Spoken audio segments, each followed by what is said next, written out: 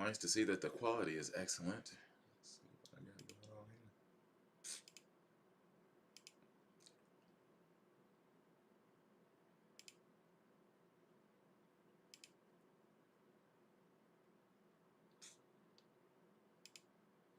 Not what I meant to click on. I still want the music. Never mind.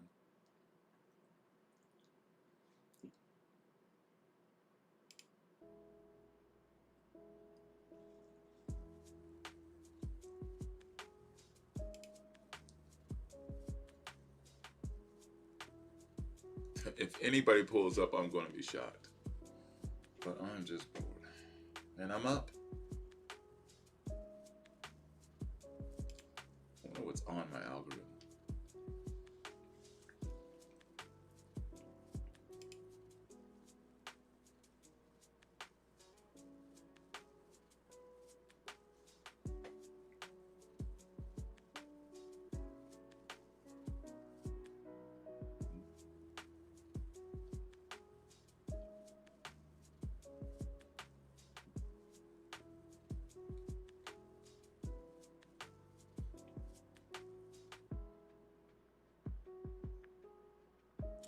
I wonder if he's actually going to be like watching it, because I feel like that's not going to be able to be a thing. Oh wow, people are here. Hey, good to see you, Too Smooth. Honestly, I am just up at a ridiculous hour and I don't know what else to do. So I just decided to go live. I was going to go live earlier. I mean, I really definitely planned on going live earlier. But I woke up at a ridiculously late time. Like, working third shift will really throw your days off. Because I'm off, but I really wanted to make some videos. And I just simply didn't have the juice. I just didn't feel motivated to do it. I still got to chop up my last live and make some videos out of it. I still got to make my video on Stevie Knight. Not really on him, but he just now apparently discovered what looks maxing was like a couple weeks ago, which I find really hard to believe. And then Marianne crashed out again, and I was going to review her movie Caleb, which I did watch already. So I already watched her movie Caleb. It's not good. There's so many things that I could critique about it, but I'm not gonna be like that kind of guy. But there's hope in the film. It's not very good. It has too many twists and turns that don't make any sense, and it basically, the movie starts to unfold a lot like her rants, which is sad. Who else is in this chat? Who's here? It says we got like 11 people here.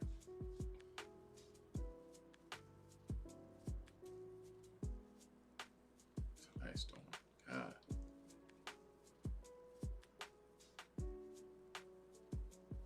Oh, word. Good to see that. Hey, usually I'm working at this time too, TJ, so I get it. Cheeks and Pan Africanness. What's up, y'all? Yeah, like,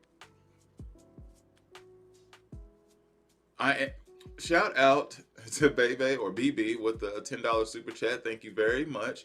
Hey, internet nephew, working late. I am working late. I'm just up. I'm up and bored. So I decided to go live because my original plan before was to watch, Marianne Lorian's movie Caleb live and review it. I still want to do that, but I also kind of want to wait and do it when there's more people around. Now, if people decided that they just gonna, like, if we randomly get a lot of people in here, then damn, yeah, I probably would just watch it. But I did want to save it for the majority of people who might want to actually watch that. And it's bad. I remember her saying Caleb was her best movie. She really was. She was really pushing it when she released the Umar movie. Baby, okay. So it was what I thought it was. Okay, cool.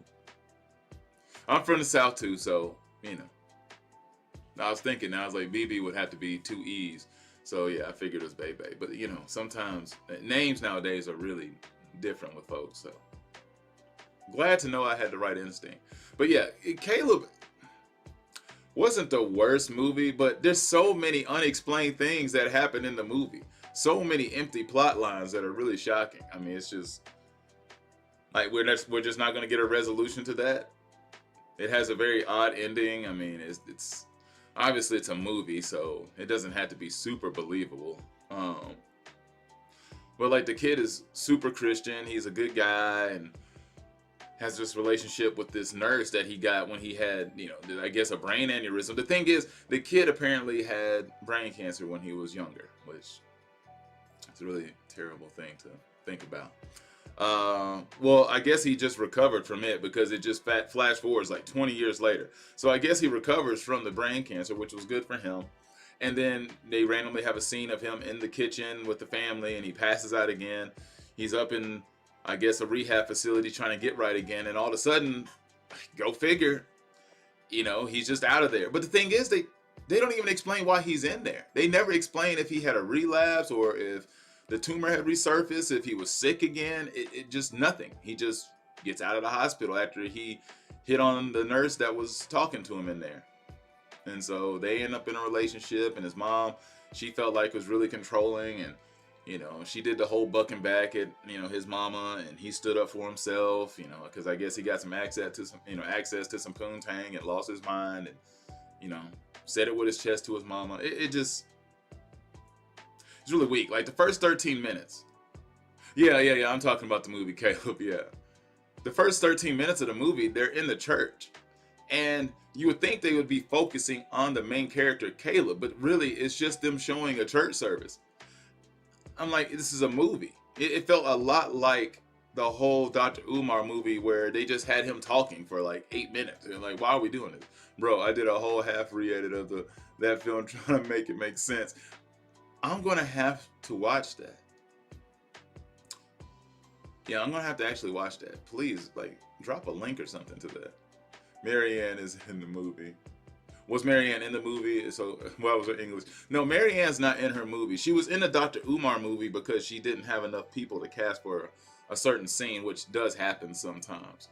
Because I guess Dr. Umar was kind of messing up the, recording schedule, which they were trying to record this on a tight schedule anyway, so I can see how that could happen where she ended up in a movie. In this movie, Caleb, she wasn't in it. It seemed like they had a really large cast. I mean, you probably didn't have to pay almost any of these people, but there was just a lot of people in the film. Hey, did you talk about the 20 years later part? Yeah, that's the thing is, it's crazy because the movie is insane to the point he passes out in the kitchen, because I just talked about this before you brought it up. The kid passes out in the kitchen. You find out he has a brain tumor, and then just 20 years later goes by. That's it. It's just, I guess he's healed. You don't see any procedures. You don't see them go through any struggle. You don't see anything happen about the brain cancer. You just know there's a diagnosis, and then 20 years later he's still alive. So he pulls up at the house like normal, and everything's good. That cast was humongous. I'm telling you, there's a billion people in this movie. And then there's some like obviously set up storylines. What's up, Great Pill? There's some obviously, blatant storylines you set up. The guy who's a good guy from the church, he's clearly got this secretary or some chick that's working for him that looks super thirsty and whatnot, and she looks like the stereotypical, like, why are you here chick? And they end up hooking up while he has his wife the whole time, and they're really close as a family, looking out and for Caleb's family, because his mom is apparently controlling and dictating his dream of wanting to be a singer, which it doesn't seem like as an adult he really wanted to sing. He wanted to as a kid, I guess, but never really explored that. And nobody Asian. Oh yeah, that part. I don't know why I didn't mention that. Yes, 20 years later goes by in this film. Everybody looks the same. These people have the greatest aging genes of all time. First of all, you can't jump 20 years in a film and nobody has any gray hairs. That's insane. These people had to be about 60 years old when they like pan forward in the future. All of them look exactly the same. That, except Caleb, he had this. Yeah, that part was crazy. That part of the movie was really strange. I really can't believe that was a thing. But, I guess she was doing the best she could with what she had. And there was a whole thing with the barbershop. So he gets this job at a barbershop. His girlfriend is like, well, you got to go get a job right now because he done bucked up at his mama and said, I'm leaving with no home or anything in place. So his girlfriend's like, I guess you can just stay with me. So since she decided he could stay with her, she's like, well, you got to go get a job. She decides that they're gonna pull up at a random barbershop, and he walks in and makes some plea to the guy who's in there and gets a job. No paperwork is filled out, no exchange, just there. All of a sudden, it's like, yeah, bro, thanks for this. He never registers to be a real employee. Like he's an underground employee. He's basically an independent contractor.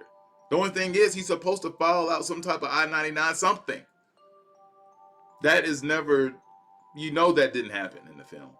It's just a ton of holes. He has this moment where this guy who apparently is a real angry guy who comes to the barbershop all the time, and he pulls a gun on Caleb in the barbershop. And then I guess he pulls out some mystical, like, super Christian Jesus powers out and, like, mind F's this dude, and he walks away. Nobody ever figures out what the hell happened in that moment. It's just completely unanswered. The guys come in and it's like, hey, yo, what was that? You never find out. There's a lot of plot holes. We're going to watch that movie on this channel, though. Rumor has it Michael just, what? Who would win in a fight, Jeffrey Epstein or Umar Johnson? I mean, a fight? I mean, I'm going to go with Umar. I hope he don't lose to a sex trafficker. I mean, Lord have mercy. Christ. I'm rooting for Umar in that case. I desperately want him to win that fight. I don't want him to see him go down like that. But yeah, that movie was wild, though. We definitely need a review on the channel. I don't know what I was going to click on. I'm just seeing what's on my algorithm. Like, what's here? See, my algorithm is played with Marianne Lorient videos and shit. There's a whole bunch of bad AI Marianne Lorient videos going out. Like, who's spending the time to make these AI videos of Marianne? There's a lot of them. And I get sick and tired of these AI videos popping up on my damn algorithm. I don't watch them. Longshark was not in the movie. She was only in the Umar movie because they were short on people. And the thing is, like, the movie, like, the sound in it was surprisingly not terrible. It could have been better, but I kind of get it if you're working with a little bit of, with lack of resources sometimes. I like to give black film creators a lot of passes because I was thinking about actually turning on Father May I 2 on here on Tubi because, I mean, hell, I might as well just review a bad movie. It's a really short one, too. It's terrible. The first one is. I've never seen the second one. But I was definitely thinking about potentially watching it.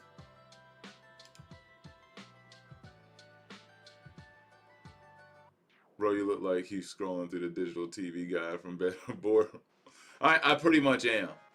Like, that's why I just said pull up. I'm just up. I have no plan with this stream. I was just seeing who would actually join, and I'm surprised at 16 of y'all here. Thank you for showing up.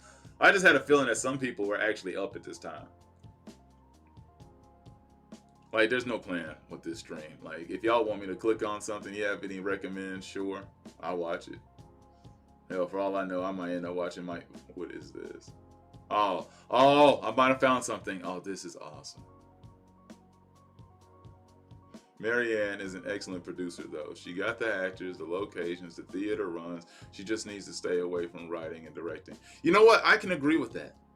I can actually agree with that. She did. Because that's a lot to put together for a film. She did do a lot to actually put all that together. To get all the settings and get all the places and everything put together. Like, if she had another creative mind with her, I really think there's something that could actually happen. I took an shout out to Amina Mostly Leo for the $5 super chat, and shout out to Great Pill for the $2 super sticker. Amina said, I took an accidental nap today and now I can't sleep. Happy to see you live even at 3 a.m. Your channel is pretty funny. Thank you so much. I really appreciate that. I really appreciate that. Watch Point and Shoot talk about Flacco, Docs, and Lennon. How long is that? Because I mean, I don't want it to be too long. Because I'm damn sure about to click on this 6 foot, man with a 3'11" girlfriend.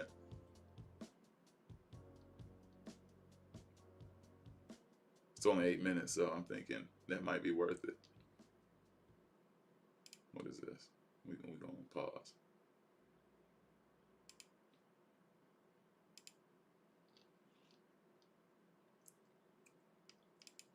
My partner is taller than me, but I don't care.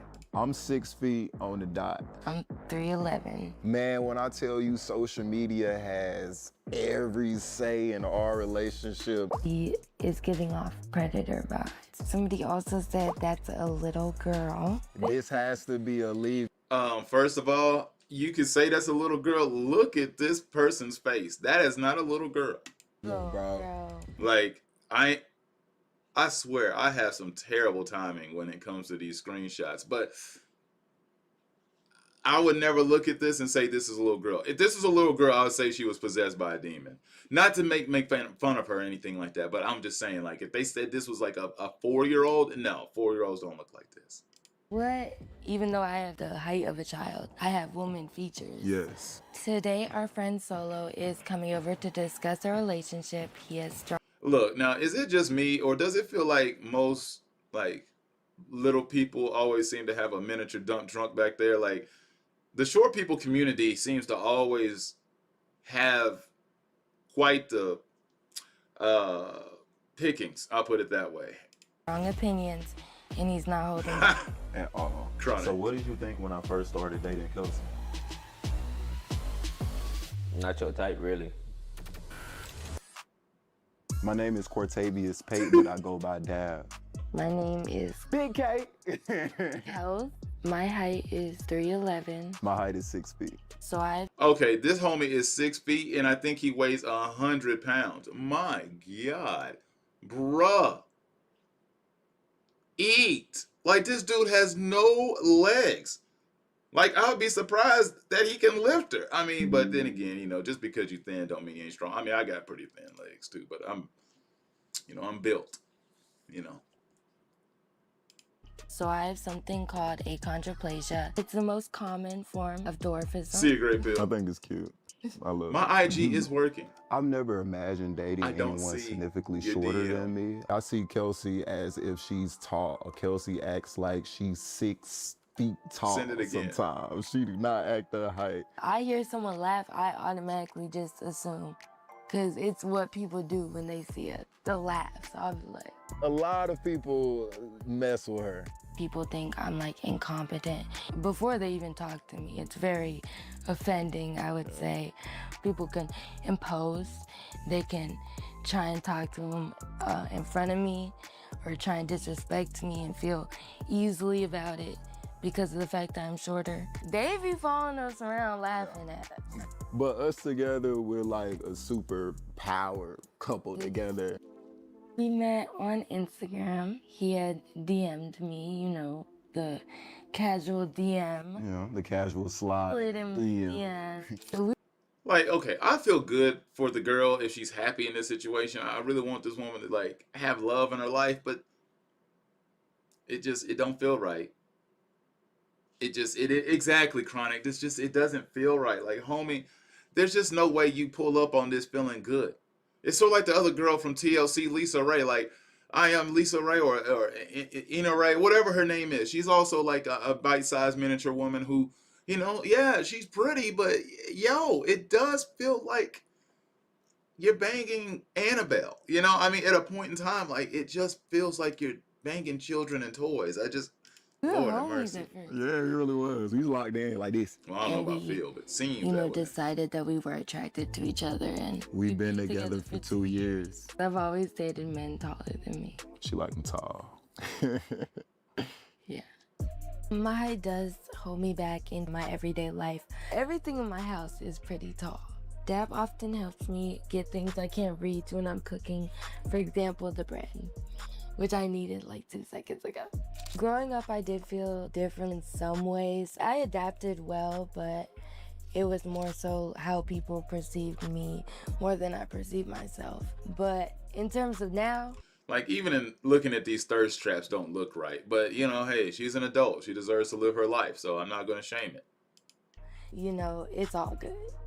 A big thing people try and say is that this is not acceptable. It's not acceptable for a little person to be with a taller man due to them thinking I have childlike features. Exactly. Which She is 100% crazy doesn't. because even though I have achondroplasia, which makes me the height of a child. I have woman features. Yes. This is I mean, she has woman features, but they still children sized. You know, like them titties. I mean, I got decent sized hands, and I'm just saying, I'm pretty sure I could palm her entire face. I just, it don't feel right.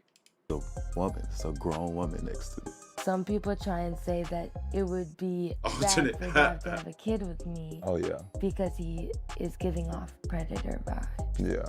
Somebody said Look, I'm not gonna knock blue hair. It's a style. My one of my favorite people.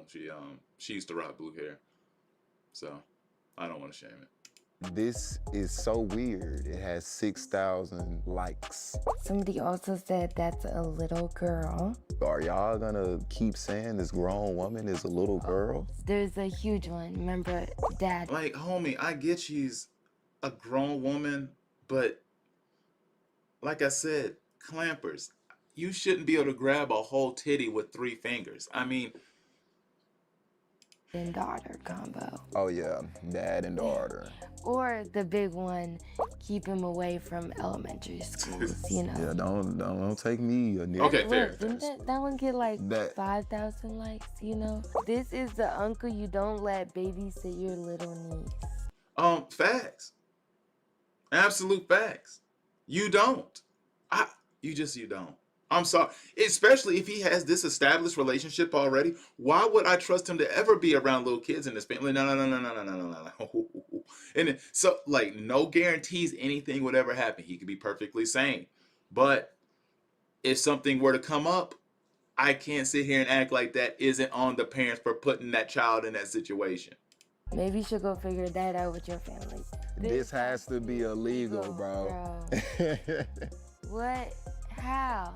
Come on. I'm literally 22. I'm over 21. Okay, she's 22. How much longer is she expected to live? Not so. Now, I mean, I don't know their life expectancy. I know some of them get older, but not old. I just hate that because you're already born behind, unfortunately. But like,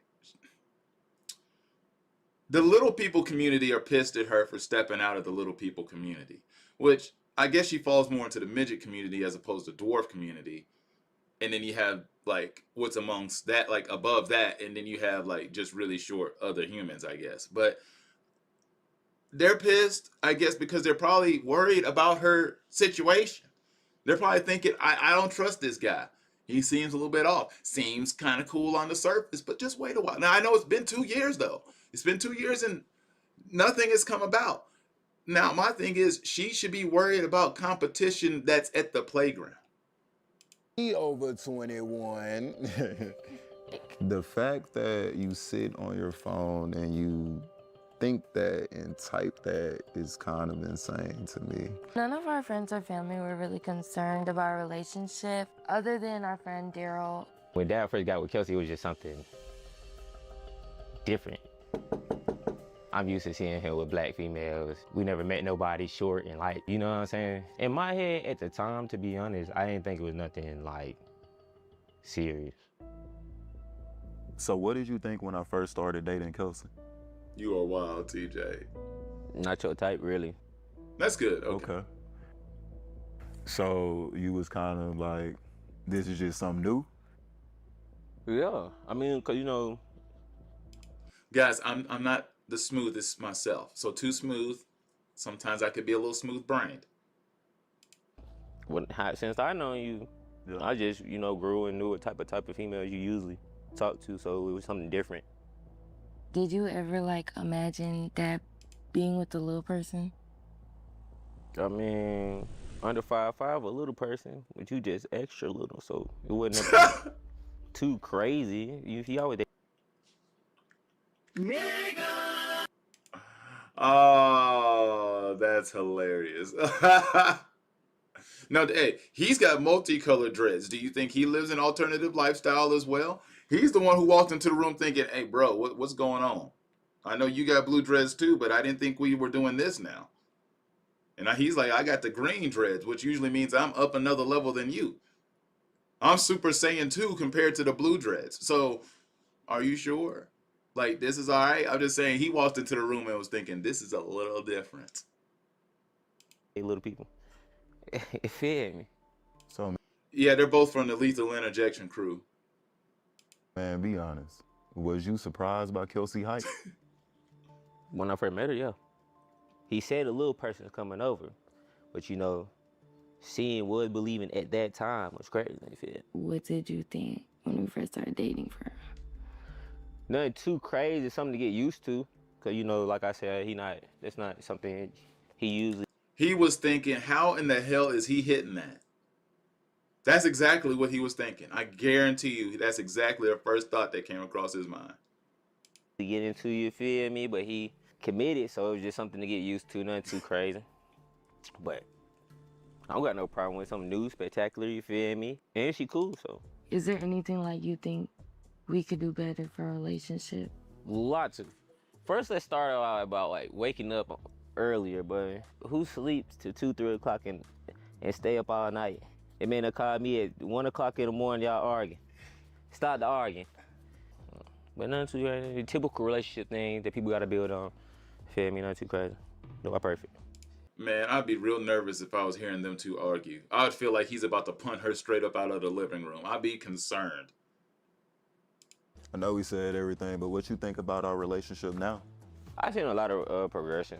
You know what I'm saying? Still little nitpicks, you know what I'm saying? Y'all could work on certain things, but at the end of the day, if y'all stay motivated, stay in the mindset of doing better for yourself, y'all will get where y'all need to go in life. Islam.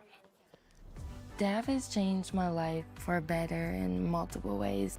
He's my biggest supporter, so he's constantly urging me and challenging me What's to up, be a Matthew? better me. Feel free. I mean, like, I never had a personality come into my life that's so small with such big personality. I've achieved so much social media wise, and I've got way bigger than what I ever thought I could achieve with Kelsey. We want to accomplish any and everything, like TV wise.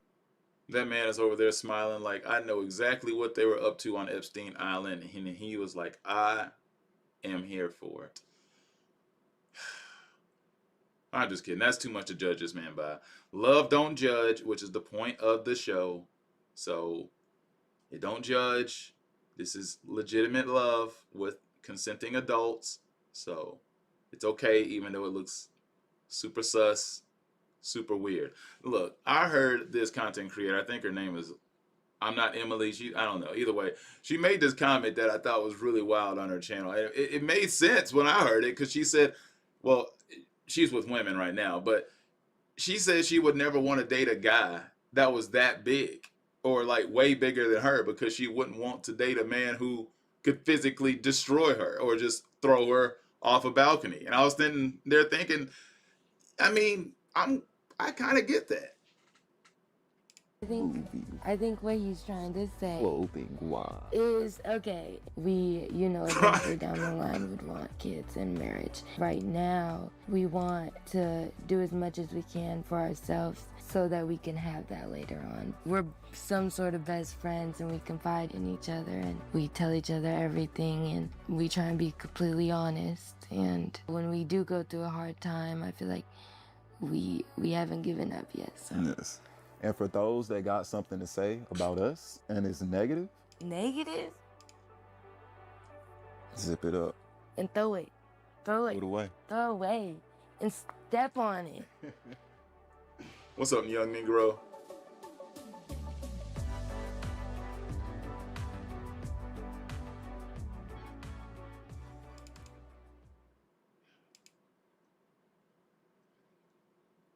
Okay, that is absolutely wild. He's not my dad, but I'm his daddy. Christ almighty. I will not be watching that one. That sounds like something I should not be a part of. Oh my God. What the hell?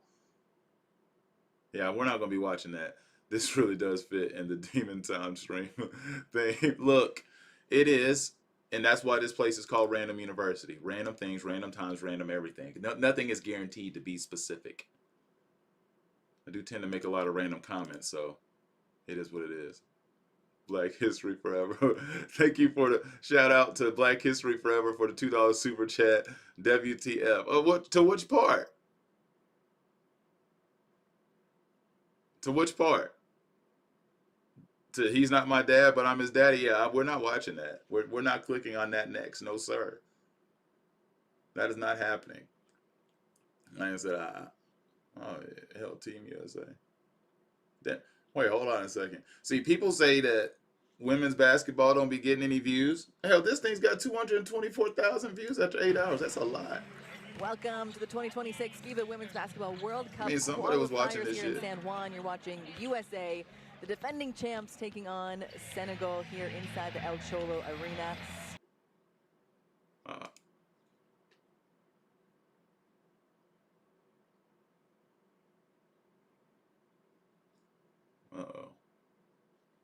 Age restrictions.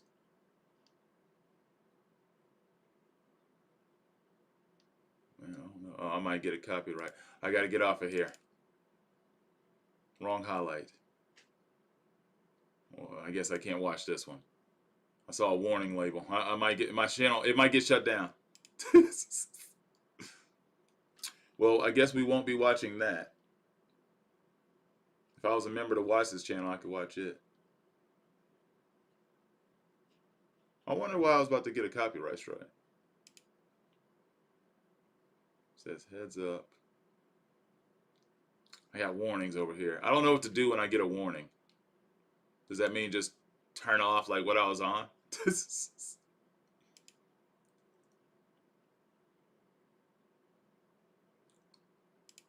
Shout out to Black History Forever for the $2 super chat. They may bank off of women's sports. Apparently so. Do a barrel roll. Her father was the first cousin. My mom and his father are brother and sister. Oh, okay, nice. I know, that's nuts. That's why I kind of figured it might have been. Hopefully it doesn't destroy my stream. Hopefully not, but we'll see. At least I pulled up off of it. That is kind of wild that I can't watch that. That's a dang shame. Kind of curious as to what I can watch. Hey, look, I popped up on my own stream. Dude, I don't know if y'all saw the first half of this, but I watched this, by the way. I watched her 50-minute crash out. It was slow and it was bad. It was really bad. I don't know what this is. I didn't watch this yet, but it keeps saying I did. Either way, let's just go ahead and click. Ladies and gentlemen, we're back. About a year ago, I made a video on the subject we're talking about today, and honestly, being what is obviously a dumbass, I thought that would probably be the end of it, but clearly, I should have known better. Silly me. Guys, I'm disappointed. And really, I don't disappoint easily. I've been doing YouTube for a long time. When it comes to nonsense on the internet, when it comes to people being stupid in the name of social media, I'm pretty used to it. But every now and then, I will see something where I'm like, really? Are we actually still doing this? And that is pretty much the exact reaction that I had. Okay, first of all, what is he imitating back here? What is he doing? What's up, Letitia? What's up, Blitz? Like, what is he imitating in the background? It already feels really disturbing. The psychic? No. When I saw that Fleece Johnson, aka the fucking booty warrior, is still being treated as just a normal guy, your run-of-the-mill influencer in the big 2026. Now, if you've never heard of the booty warrior, if you don't know who Fleece Johnson is, all you really need to know is that he is a man who appeared on a documentary series called Lockup in the early 2000s, where during an interview he talked about how he likes to forcibly have sex with other men in prison. This was then later parodied by the TV show The Boondocks, and ever since then he's just been like, I don't even really know what to call him. Like, he's not a celebrity. He's not an internet personality. He's just a guy that a lot of people know from one thing. So whatever the fuck you call that. And his one thing just happens to be the fact that he is a serial rapist. therapist. And you would think that when you're known for something like that, and more importantly, you're only known for something like that, people really wouldn't be fucking with you. But for some reason, a reason I truly cannot fathom, people keep giving this sick piece of shit a platform. I talked about this guy over a year ago because I started to see like a resurgence of a bunch of podcast clips and interview clips where Fleece was making his like yearly 2-week rounds on the internet where everybody was like, you know what, we could probably milk this again. And we're back because I'm starting to see it again. For some unfathomable reason, people keep inviting a guy who is known for absolutely nothing other than raping a bunch of people and being very vocal about it onto their podcast or into an interview to do nothing other than crack jokes about him raping people. It is genuinely the lowest form of anything I can imagine. I don't even really want to call this entertainment or humor because it shouldn't be. And I think you'll agree with that if you don't already after we watch a few of these podcasts and interviews that I found. Like I mentioned, platforming this guy is becoming a trend again. Everything we're going to watch today has been uploaded in the last 3 or 4 months, and I just truly don't think YouTube should be allowing it. There is no... I agree, honestly. At a point, like, why are we still platforming Floyd? Not Floyd, is it Floyd? I mean, oh my God, I can't even remember his name anymore right now at the top of my head. I almost said Tyrone Biggums, but Jesus, like, we really need to stop doing this. The Booty Warrior doesn't need to be platformed. Like, why is he sitting on this comfortable couch? It looks really soft. And it looks like he's really comfortable. Probably telling stories about how he violated the buttholes of a lot of men. Absolutely ripping rectums is what he's known for. And yet we want to go ahead and get Fleece. My God. Fleece. It does make sense. Yeah. I don't know why we want to platform a guy who was known for doing that. But that's what we're doing. value to having a guy like this on your platform. Plain and simple. You'll see. Please subscribe. So, how you doing, Mr. Adam? I don't know. I can't help but feel like you're kind of trying to rizz me up right now. No, man, I was wondering if you was in the dressing room putting on some makeup or something, right? We were working on getting the Zoom call all set up. So no, I'm not wearing any makeup. Are you trying to say that I look like I'm wearing makeup? No, you cute. You all right. My God, I didn't even think about the fact that this interview might go this way. Really, Adam? You didn't? You invited a guy onto your podcast whose entire shtick these days is going on to podcast or taking interviews and doing this, and you didn't think it would go this way? Is that why it went that way in the first 30 seconds of the podcast? It's just like, this is what I'm talking about. How do you find this shit funny? This is all this guy ever does. Again, this guy is known for nothing, absolutely nothing, other than talking about how many men he forcibly had sex with while he was in prison. He goes on a podcast and he insinuates that he wants to have sex with the host, and the host is like, whoa, whoa, whoa, what are you doing, dude? Whoa. And we're supposed to find it funny. I have a feeling that most people would not find this nearly as funny if this man's victims were women. But because so many people are comfortable with saying, oh, well, when guys go to prison, that's just what happens, this is the kind of shit we end up with. Okay, yeah. I feel like now you've got me feeling like you're trying to feel me out for being your next sissy. And I just want to say, I have a sterling reputation, a lifelong reputation of heterosexuality, and I am a married man. This man has a lifelong reputation of being a cuck, being a bitch, and getting his ass absolutely beat down without laying or throwing one punch against the guy who laid the biggest rod into his so-called wife. Sir. Okay, so just stuff like this is what I'm talking about, and this is the least egregious podcast we're going to look at. The other ones are definitely worse, but I just feel like it's very, very strange to talk about something like this in this manner with a person who has admitted to sexually assaulting dozens of people. And again, it just goes back to this societal acceptance of this just being something that happens in prison. Nobody would talk to any other person who's admitted to doing stuff like this in this manner, talking about feeling you out. Like, it's just gross. And he had a lot of holes in his underwear where his dickhead kept popping out of his underwear. Oh, them motherfuckers about to go in you. Yeah, he wanted me. Yeah. Was it hard? Was it hard? Nah, it wasn't. Oh. What the f you looking for? What was you looking for? You can't help but seeing But all you this. looked at it.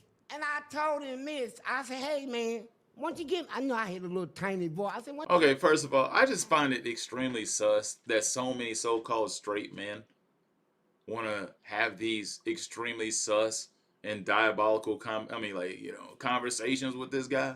Oh my God, there's Saratoga in the background. But like, why? Why do so many of these dudes want to platform and have conversations with this dude knowing the direction it's going to turn? it's going to twist right into booty hole talk. That's exactly what this conversation is going to evolve to every time. But for whatever reason, we keep wanting to give this guy a voice. Let's listen to him talk some more. Hustler Spirit. I noticed that he's had that shirt on multiple times. He probably had it on underneath the hoodie that he was wearing in the previous, well, the one before the poor last video. But it had different color for the font. Why don't you give me some respect? He said respect. He said, the only thing I'm gonna give you this big black cock, nigga. And he tore his shirt, his drawers open, and his thing popped out like that, and it was up, and he hit that wall. Boom! Like he was really going off. You about to open that ass up. Man, he ran off. Yeah, I was gonna give it to him. Oh! Okay, so like, I mean, this guy is literally describing his first encounter as a teenager in prison, almost being sexually assaulted by another man himself. And it's just played up and portrayed as this big fucking joke. And that's really sort of the bigger problem at play here. When people get this guy on their podcast, they're not just platforming a guy who proudly talks about how many victims he's had, they're also pretty much exclusively having conversations that sound like this one, where the punchline is literally, haha, a man got raped or a man almost got raped. That's all it fucking is. And it's a cyclical problem. Conversations like this, where this sort of stuff is downplayed, where it's turned into a joke, is why people are so comfortable with the fact that this does happen. It's why every male that's watching this video has probably been told at some point in their life, probably when they were a fucking kid, that this is what awaits them if they ever go to prison. That if you ever make a mistake and find yourself behind bars, that one of the worst crimes that you could possibly commit against a person is just gonna be part of your punishment, because that's what happens. We have got to stop platforming shit like this. There are... Okay, what is he imitating once again in the background? Like, he stuck all his fingers in his mouth. What was going on? Like, I agree with everything that, I mean, you know, the duck is saying here, but like, what is Fleece doing over here? What was that with the fingers? Right ways to talk about these sorts of subjects, making it into one big joke and sitting down with this guy like he's just your run-of-the-mill influencer and reaffirming a lot of people's beliefs that this is just okay and it's just how things are, is not the way to do it. But he gave me booty support, and I told him, I say, look, man. What the is booty support? That means giving up their ass to somebody that does. But he's not Yeah, he said he ain't. He is supporting you. Yeah, he said, I'm just doing this on, you know, supporting you, man. But I'm not. I said, I appreciate But it, you can baby. get this booty. Nah, I'm going to get it every day. Oh, 2, my 3 God. times, and you going to be... I mean, at a point, what are we doing? Also, this man said that this dude's ding-a-ling had popped through his drawers. Like, how thin was that underwear? Like, if your underwear is so thin that your ding-a-ling is popping through it, like, homie, there is no more underwear. That's why that shit, when he said he tore it off, there wasn't much to tear. There couldn't have been. You had to have already seen his balls hanging out if they were that gosh dang thin. Just saying. My woman. He said, I'm your man. I said, yeah, my man, you my bitch. You know, you ain't no more bruh and all that, nigga. It's baby, nigga. You don't call me that. I popped it. Let's fight. We're gonna fight every day until you realize who you are, man. Shit. He was just your friend the other day. Yeah, he gave me some and I took it, and now he's my wife.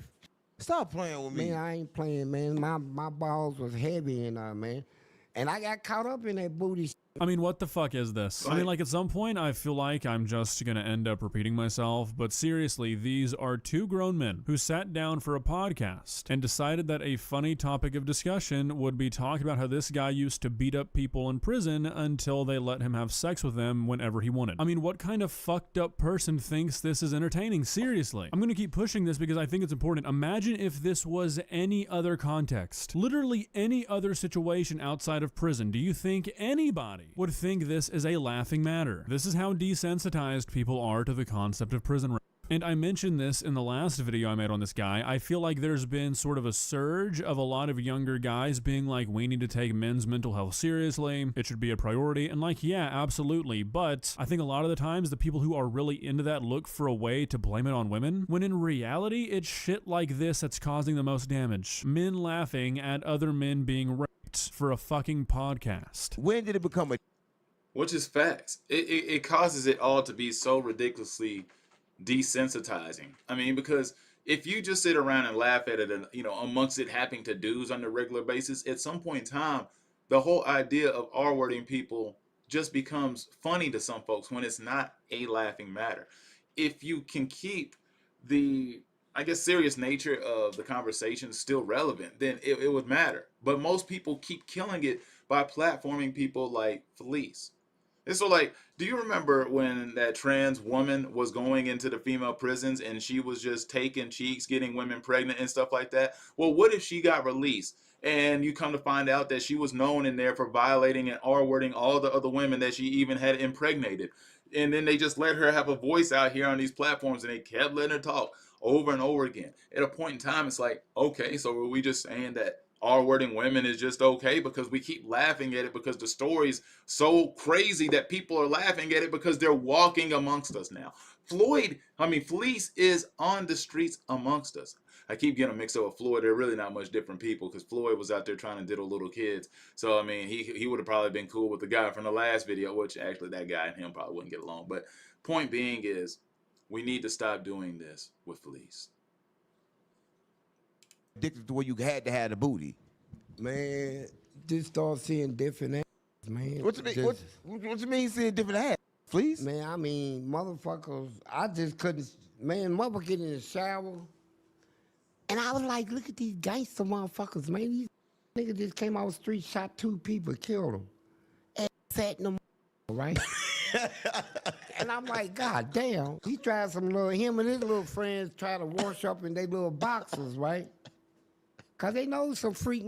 I'm looking at him like that. He said, what's up, Philly? I said, what do you mean, what's up? He said, oh, come on, man. Don't be on that, bro. I said, I ain't on nothing. You was a little mean, I'm gonna f him. Fat nigga. I'm getting that pussy, man. Ass was fatting him up.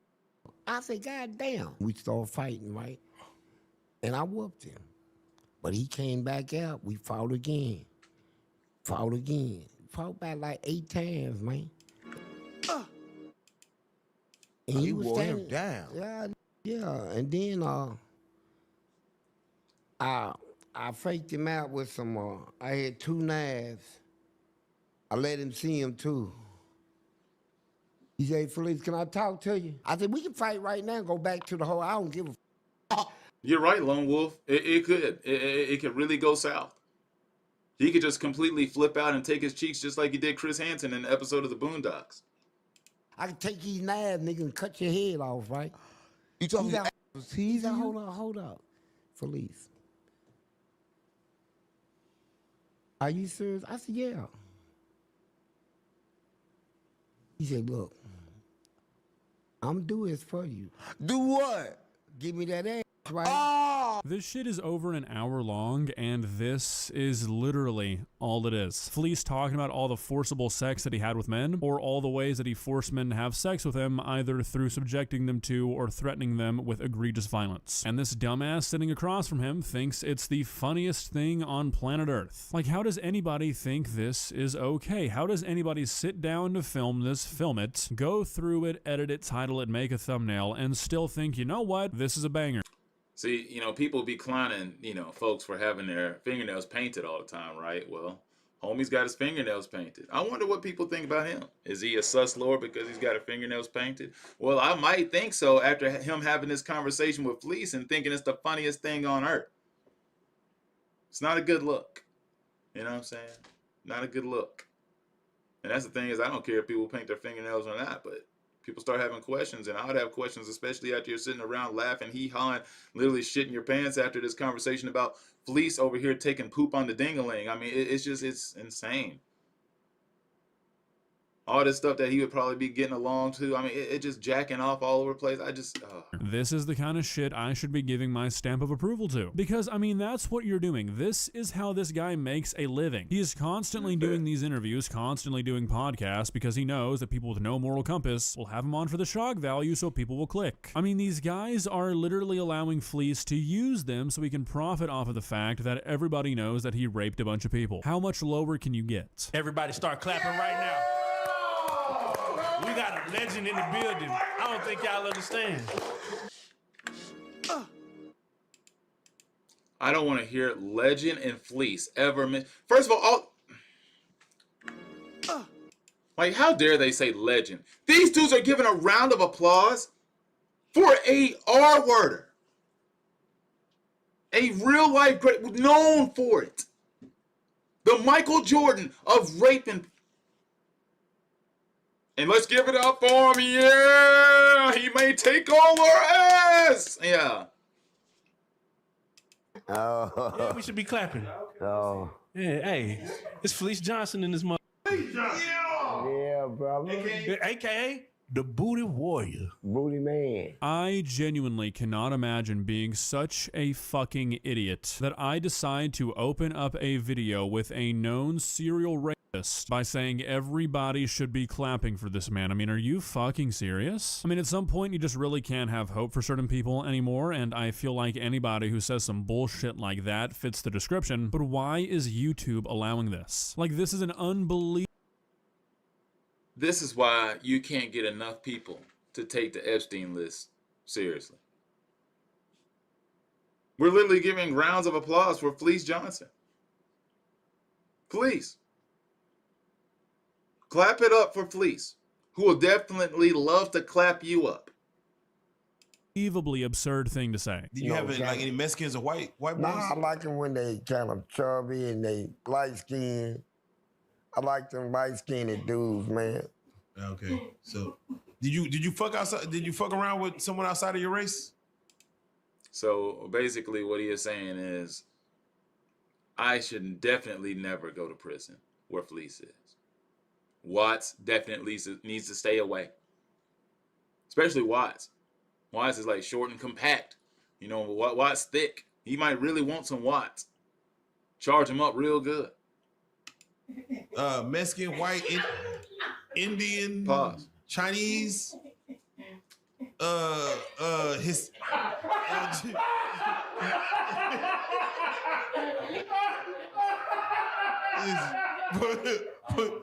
When he flip the camera around, he said the chunky light skin with facial hair. He said, I'm dark skinned tonight. He said, David, I'm dark skinned tonight.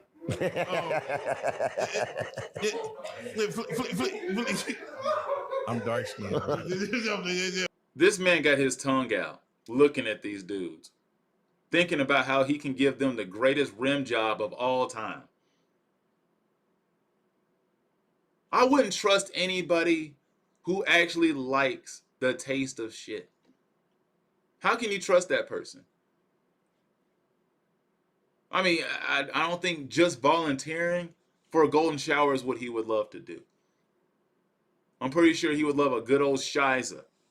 A hot Carl, right on the chest. Like a good old chocolate ice cream sundae.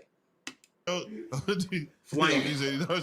Now, look at me. Maybe I'm just not intelligent enough to find the humor here, but I'm really struggling to see what's funny about a rapist describing what they like in a victim and then staring down somebody in the room who presumably fits that description. Not exactly what I would consider the funniest thing, but apparently these guys think it's a really good one, and it's honestly just really depressing. Like I've been saying, I feel like the vibe, I feel like the humor of all this would be a lot different for most people if this guy's victims were people who weren't in prison, and especially if they were women. You know, it really, really feels like it should go without saying that. Sorry, August, but dude, I'm sorry, man. Fleece is just disturbing to look at. Sorry, Lone Wolf. I apologize, but I don't trust anybody whose eyes are glossy and always looks like he's on the verge of tears all the time. I can't. I can't look. I mean, he has that disturbing look of like, he doesn't want to just like take your booty and eat your booty. He wants to peel your booty inside out, pull out all the intestines and do some foul things to you. Wrap it around his neck, probably choke himself, give the old Batman. I mean, this dude probably got some sick fantasies when it comes to people, man. The booty warrior has no limits. He is the moderer of taking cheeks. He will take them all. One versus the entire prison. You don't want to face off against Fleece Johnson. Raping anybody is a terrible, evil thing to do, and there should just really not be the need for these sorts of comparisons, but unfortunately there are. Anyways, I hope I've made my point here. I'm sort of tired of watching these podcasts, believe it or not, and I feel like we've all seen enough anyways. Maybe, just maybe, we could push it back, I don't know, 2 years, maybe 18 months before this guy starts going viral again. You know, just some sort of sign of progress would be nice. Might be asking for too much, though. Well, guys, what are your thoughts? Like I've been saying, I cannot find any aspect of this entertaining or funny. And truthfully, I think if the average person, or not even the average person really, because I just think better of the average person, maybe that's a mistake, but I think if the people making these videos and the people watching these videos and like finding them funny, finding them entertaining, just thought about it for 5 minutes, just really thought about what they were laughing at, what they were consuming for just 5 minutes, they'd think about this differently. Maybe not, maybe I have too much faith in people, but seriously, people are conditioned to find this shit okay. That doesn't mean it's okay to I'm sorry to destroy your faith in people, August, but people still watch Aaron the Plumber. Hell, my brother still watches Aaron the Plumber no matter how much I tell him it is a detriment to his brain. How I feel like it's going to accelerate the form of dementia that he might eventually get one day, like the rest of probably everybody in our family. We all probably going to get it as old people anyway. But why speed run it? By watching people like Aaron the Plumber, Fleece Johnson, Eric Andre. I mean, some of these people, I don't get it. Matt Walsh, half of the Daily Wire. I don't know. They're going to be a manga. It's sort of like the Booty Warrior is the kind of guy who literally is the biggest villain in my crazy, scary movie idea. I have an idea for a scary movie that can never be created. And I'm pretty sure I've shared this on the channel before. And it's basically a hood classic. Me and somebody, like, we kind of fleshed out the idea of a movie that can never be created because I don't know who would volunteer or even sign up to make this movie without a huge payday coming. Basically, you have all these women in town, right? They get all upset at the way men are. They get pissed off. Women decide to go their own way. And they get so upset at all the men in the neighborhood that they get together and they cast a spell, summon up some wizardry, some true witchcraft. And they pray that the worst things happen to these men. They pray that they can go out there and get R-worded. They can get their cheeks serially taken. And in the midst of the night, some demon, like 6 foot, like 8, 7 foot tall, Dwight Howard sized Negro decides he's going to pop up with a true tripod sized body, holding himself up by a ding-a-ling alone. And he's out there banging through doors and destroying folks. Very sus movie. But I feel like if you played it right, it'd be very terrifying. Because the whole concept of getting your cheeks taken is supposed to be scary. But when you laugh at it like they do with people like Fleece Johnson all the time, there's no fear anymore. You know what I'm saying? It's like, for whatever reason, it just becomes a joke. I wouldn't want the movie to be funny. I would want it to be scary. Because the whole idea of not being able to defend your booty hole is not fun. It could be a true horror classic. Might need Jordan Peele to help me make this movie, but I think there's legs there, but we can't make this movie because people wouldn't take it seriously enough. It's a pretty wild concept. But I'm just saying, I don't know how you take this guy down. He's like damn near bulletproof. He's big. Pause. But, it's a scary sight. But that's a scary movie idea I have in the back of my head. I'm thinking, hey, could work. He's trying to be Franklin nowadays. Oh, that's funny. That is hilarious. What do I have on here? I don't know. What time is it? I need to start trying to put together some of my other videos. I got stuff I got to like edit and chop up and get released. I don't know. Depends. My algo is such a weird place. See, I was going to do some stuff like this kid Jay So Weird be doing. React to Tubi movies. Because they're really funny. Because they're just so bad. But I'll probably make sure I schedule it on a night to where, multiple peoples can definitely see it. we'll know we'll be in here for a good while. Shout out to the, like, what we got? Almost 25 people up in here. Yeah, shout out to y'all for being up and being in here. I'm just hoping when Fleece passes away, his spirit doesn't jump into someone else's. But it will. It will. That kind of demonic spirit will only pass and transfer from one soul to the next.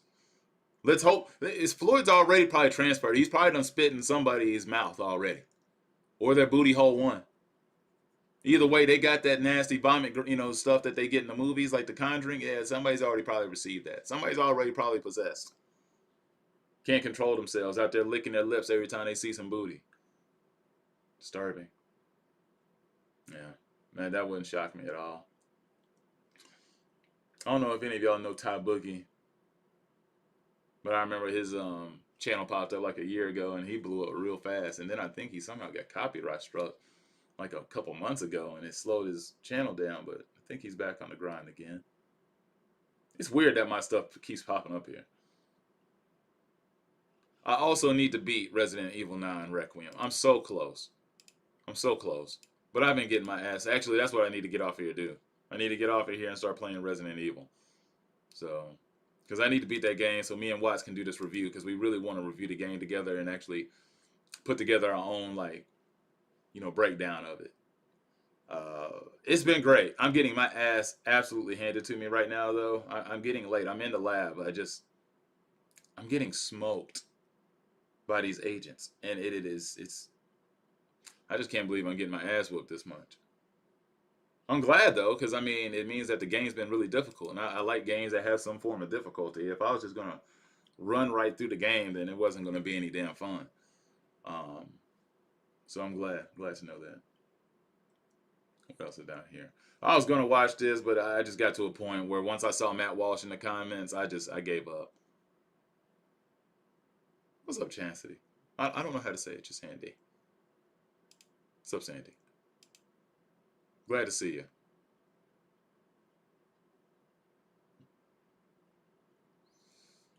Yeah, I bet they are. I bet they are trying to beat that game right now. That stuff it's a difficult game.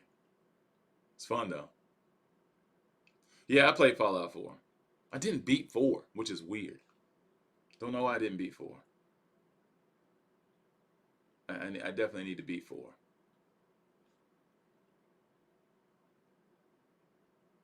Sweet. Good to say.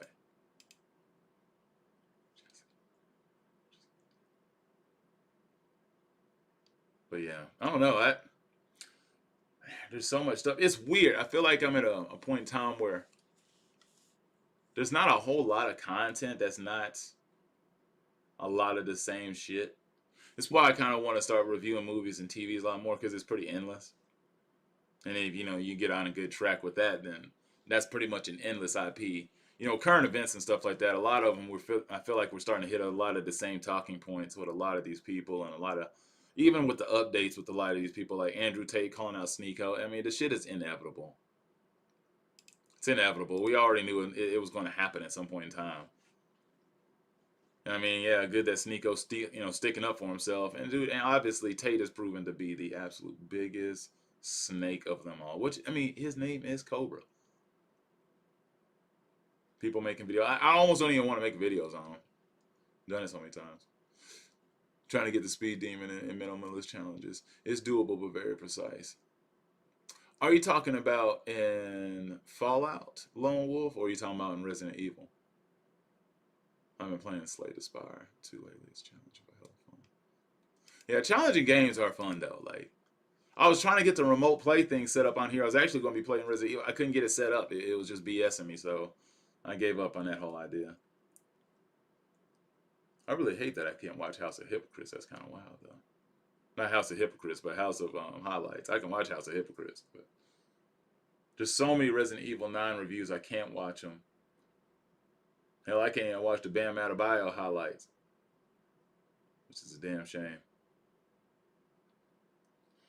But yeah, I'm going to definitely have a release tomorrow. Like, I got probably about 6 or 7 more videos scheduled to release. I need to get some of them out. There's one video that I got scheduled to release. I literally made it last year. around this time.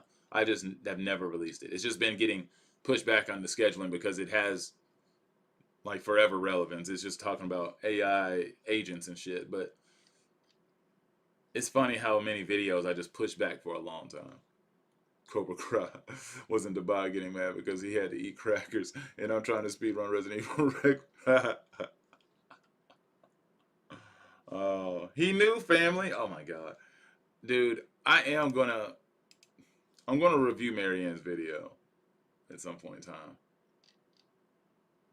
I know I am.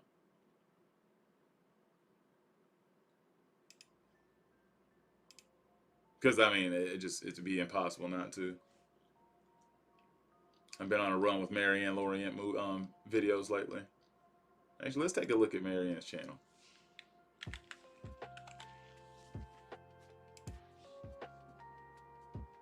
God dang, every time I look back, Marianne done lost some more subscribers. She's down to 4.16. This is a damn shame.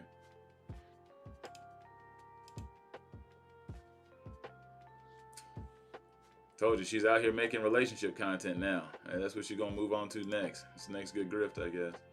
He knew, family. Like, dude, it just kills me though. Because obviously, when it comes to her movies, like I said, the movie Caleb wasn't terrible. It actually wasn't. It wasn't. It's an okay movie.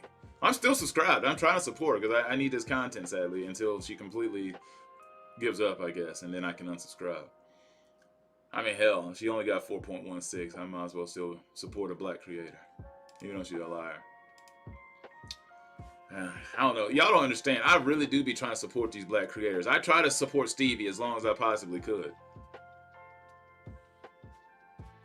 But like I don't get it.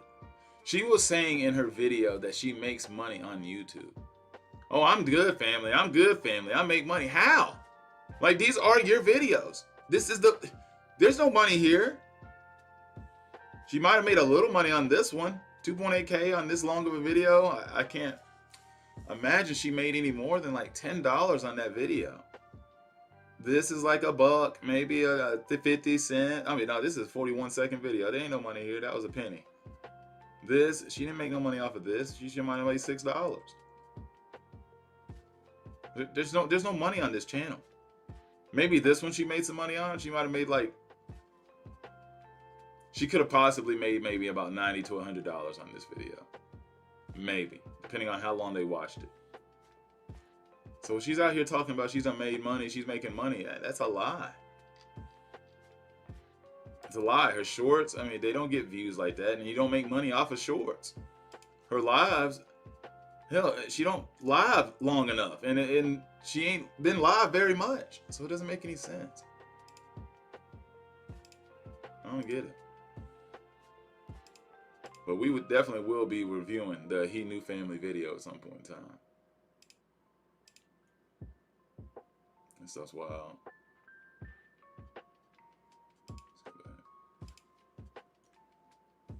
I'm a film producer.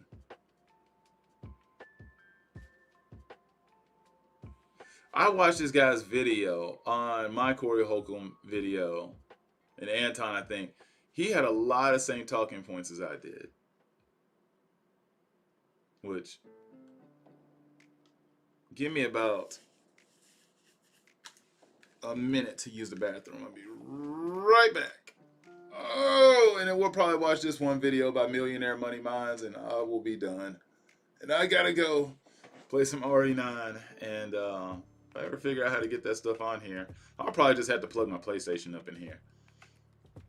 But feel free to listen to these, Final Fantasy for just a second, and I'll be right back. I don't know if y'all saw my post about top movies of all time. I don't know how controversial that was for people. I should probably need to go back and review what y'all had to say about that. Yeah. All right, be right back.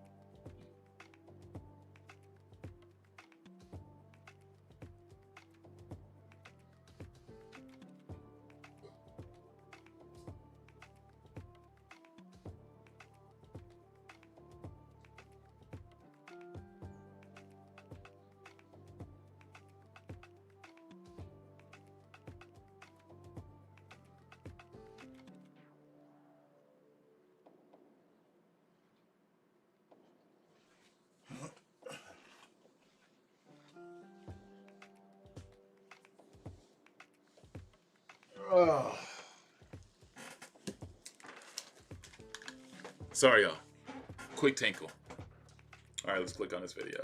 I got the lights down low, if you can tell. The low lights, if you will. But y'all didn't think I was done with Corey, did y'all? No way. No way was I done with Corey. I told y'all we were going to make time, okay? We were going to make time to make this a weekly segment on this channel. Now, I did get a chance to tune into a little bit of Corey's last 5150 podcast show, right? I probably watched about maybe a quarter of. Now I did fall asleep on it. Okay, I'm not kidding you. I fell asleep on it. I was tired, but it wasn't particularly entertaining, even, no lie. But I did fall asleep on it. But I just didn't get back to watching it. Right, I didn't go back to it. I figured by that time I fell asleep. I figured that I had seen enough of what I needed to see. So here we are. Now, it seems that Corey and his co-hosts are now complaining about the live chat that has been appearing in his latest streams, because all three of them seem to believe that they are being attacked by, get this, they're being attacked by bots, you all.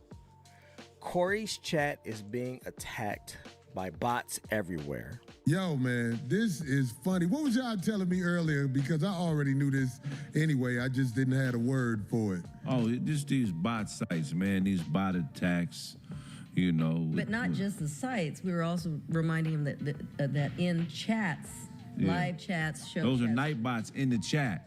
In the chat is night bots. In the comments, is bots. Mm-hmm. You can program. Explain what you're saying. So you can go on bot sites and you could pay to have 1,000. Which most of y'all have probably already seen my review of this situation already. This was pretty sad. The fact that they came out here literally blaming bots for everything is really terrible. Actually, I had that on my last live, now that I think about it. I gotta chop that up and send it out. So that might be what's releasing today. We'll see. But yeah, Corey and them were coming out here explaining to the world what bots are. And it's like, dude, if you gotta explain to your chat what bots are, then that means your entire chat room was full of senior citizens or people who did not understand technology whatsoever, or were people who probably didn't understand language. Those in different accounts send you messages or variations of the same messages from a targeted demographic. You can customize it to leave messages at different variations, different times, like 3:15. But make sure you explain, because some people don't even know what you talk about. Yes, bot sites where they have bot sites where people talking shit. Yeah, it look like it's a person talking shit, but it's a bot. Yeah. It's a bot. Right. So, and it'll, when they stick it on your page, it could have certain keywords. Anytime you say ant or anytime. As I explained this on my live previously, these bots that they're talking about are extremely sophisticated bots that nobody who gives a damn about Corey Holcomb is going to spend the time investing in. They're not going to be spending the time trying to get that sophisticated of bots to go over here and to put the downfall of Corey Holcomb in order. Nobody cares about Corey that much. They just don't. Corey keeps trying to inflate it to where people give a damn about him or whatnot. They don't, dude. Corey's not a top trending guy. He's trending in certain pockets and over here, but overall, no. Nobody cares. Anytime you say that's funny, or anytime you say backdooria, it'll leave a comment. You know what I'm saying? And it'll be variations. It'll be 50 variations of the same comment. You know what I'm saying? So when you start seeing them types of so bottom line, the internet is going to shit. That's right. Bots are taking over Corey's streams, and I guess they came to this conclusion because nobody would actually show up in their live chats and continue to talk shit and flame them the way that they have been, right? I mean, Corey, Craig, and Darlene, they are all national treasures, right? So anything that shows up in the chat that isn't love or directly glazing them, it has to be bots, right? because the 5150 podcast is the greatest show on earth. It's the greatest thing since the creation of the microwave. So why would anyone want to troll the 5150 podcast in the chat? It's gotta be bots, you guys. So at some point in the show, Corey looks down at the live chat and he sees that there's a significant number of motherfuckers missing compared to the number of people I guess he's used to having in the chat. But Corey has a really good explanation for this that he comes up with. He says they're just late, right? He says a bunch of bots got there first. Late. More like, we're not coming tonight. We're not showing up for the potluck. We're not coming to bingo night. We ain't coming for second Saturdays. We're not showing up. Sorry, Corey. Kind of tuned out. Got tired of the deflection, the lies, the deceit. I don't know. It's just really sad. And all of his people, they're late. Like right now, it's everybody used to us starting later. That's why the numbers climb. Where it's 9,400 in the chat now. You know what I'm saying? Of course, the haters will be like, "Yeah, they don't watch him no more. Look what somebody said bad." Well, there was a super chat. Desperate motherfucker. Super chat that just came through, and she was saying, I believe it was a female, that she watches the replay every Wednesday. So a lot of people, I've seen the number. It's like, wow. What's that new one? The one they had up for a second. Oh. Now, every week for the past month, Corey's own followers have been asking, they have been begging and pleading with Corey for him to stop crying on the internet about a fake smear campaign against him, supposedly orchestrated by TMZ, that we all know is bullshit, and just please get back to the regular show, okay? His fans have been begging him, his chat has been begging him, just get back to the jokes, whatever jokes those were, or get back to having fun, right? But Corey is so egotistical that he just hasn't been able to do it, okay? He's right. Corey just cannot get back to the plot. He's a person who's decided to stray off on a side mission and got lost. He forgot where he was doing. Map won't upload. Lost sight of the objective. He doesn't know what he's doing. Corey sounds like a pastor who's preaching to a dying crowd in the church. Every time he keeps showing up every Sunday, there's less and less people in the congregation. The back pews aren't filling up anymore. You're just starting to see a lot more empty spots, a lot of empty spaces, no more seats, a lot less people reading Bibles, a lot more children, and a lot less adults. And it starts getting sad, because then you realize you're not even preaching to the choir. You just start to preach into an empty crowd. And that's what Corey's starting to see down there. The part that I don't understand is how people like him get to the point where they don't think anybody's ever going to show up with a little bit of hate. If there's a little bit of hate, everybody just assume it's a bot. That's like me looking at my comment section where I don't get much hate and assuming like the 6, comments I get every now and then that are anti my channel are bots. No, they're real people. They're just a couple people who disagreed or didn't like you. They didn't vibe with you. It is what it is. Still talking about Anton and referring to him as a homosexual, even though it's weird because he claimed Anton showed up to his podcast with a chick he was smashing. So, I mean, which is it? Is the man a homosexual, or is he smash boxing bitches on the side? Which it can't be both. It can't be both. Are you saying he's a bias? I don't know. All right. Or is it that this is Corey's first line of defense against somebody he deems as an op, right? His first line of defense is just to call them gay and say backdoor every 10 minutes. Honestly, it's gotten so predictable with Corey that everybody knows what he's going to say before he says it, right? They say it in the chat all the time. They know it's coming because this is Corey's shtick, I guess, right? So if you say something about Corey, which is kind of wild, because the thing about Corey is his comment section is turning on him. When Myron is constantly repeating the same lies and the same jokes that he does about Abba and Preach, his comment section is still cheering him on. Oh, boy, this is the great. Boy, he just keep hitting the hits. Boy, I just love Myron. And man, I just love it when he says the same shit. Abba and Preach, they're both sodomites, they're both gay, they both like it in the booty, they both don't like women because they like to dance with women. It's just the same thing, man. It's like, dude, it's just old. It's predictable. Do you have anything new? No more jokes in the bag? Damn. Right. He gonna call you moist or yell Backdoria or make some kind of reference to booties or something. I don't know, with the Joe Button shit. At this point, Corey just talks about homosexual activity so much that it makes you wonder if he's having some type of inner battle, right, with himself. If he's struggling with some thoughts that he wants to let out but doesn't know how to express himself. But anyway, this episode goes on, and Corey decides to bring Prophet Pookie back onto the show to give all the men and women some advice on how to move like they did back in the biblical days. Having more than one girl in your life, is that a sin? No. But It's not? But it is. But it's wrong for the person to not be forthcoming from the jump. What do you say, Kyrie? Well, you know, the Bible, like I say, I'm an advocate for the scripture. If you look at ancient times, right, the kings. I just get so sick and tired of these people talking about, I'm all for the scripture. Man, they only for the scriptures that play to their advantage and their fantasies that they want. Well, I love the good book when it's talking about I can get as many women as I want and they're supposed to be submissive to me, and all I do is just go back and count my blessings and don't do shit but bitch their asses around and stuff like that. It just gets so old, man. It's really so tired.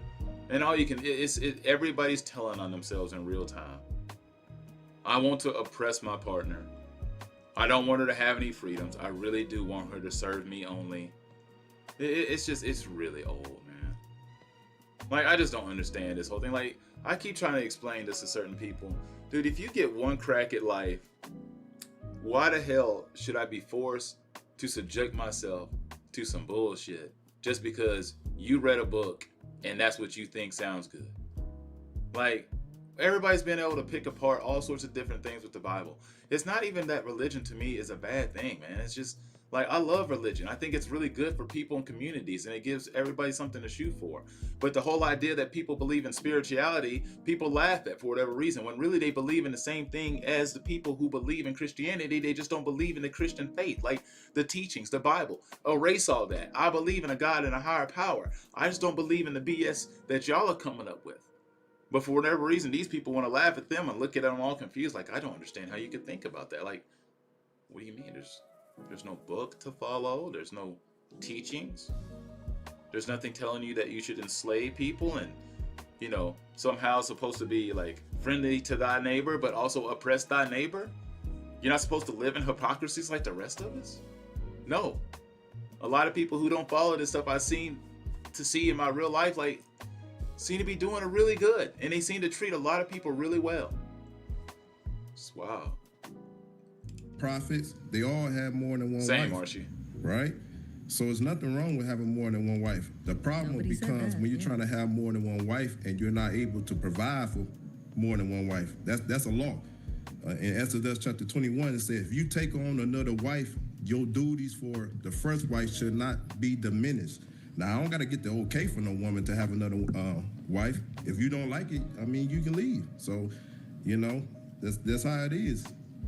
See, that's what I was saying. I know you know a lot about the scriptures. Now, I'm glad that he did explain that down a little bit further, because that part does make a little bit of sense. I mean, look, if you want to live a life, once again, if you get your own life to live, if you want to live a life where people are okay signing up to be, you know, another partner with you and teamwork and all that stuff and all this polygamy, fine. If everybody's cool with that, so be it. But I also believe, like, if you're going to be in this situation, you should have to be able to provide. And yeah, it doesn't sound right. Like, these people be making up scriptures and manipulating the shit to whatever they want. I don't read the Bible. It sounds like it's a book of hypocrisies if I actually listen to everybody else's interpretations of it, who apparently live by this stuff each and every day, when it seems like their lives are full of sin. And then you got people out here like Anton Daniels said he's never committed a sin, while he's sinning literally every other second that he's on another platform or his. Brother, that's why I like having you on. When David took on multiple wives, he didn't go tell his other wives, I'm about to take her as a wife. No, he brought her home and like, this is what it is, okay? Either you're going to get on board or don't get on board. You don't got to be part of the... Do you think that's how David broke it down? He came back to the house and was like, hey, bitch, you either get with the program or get the hell out? Gave her a good dick slap across the face. Is that what you think he was standing up for? I mean, do you think that's how David brought it home? The Negro perspective? You don't got to be part of the kingdom, but this is what I'm going to do. I want anybody out there who believes that Prophet Pookie is able to walk the shit that he's talking about, having multiple wives, okay?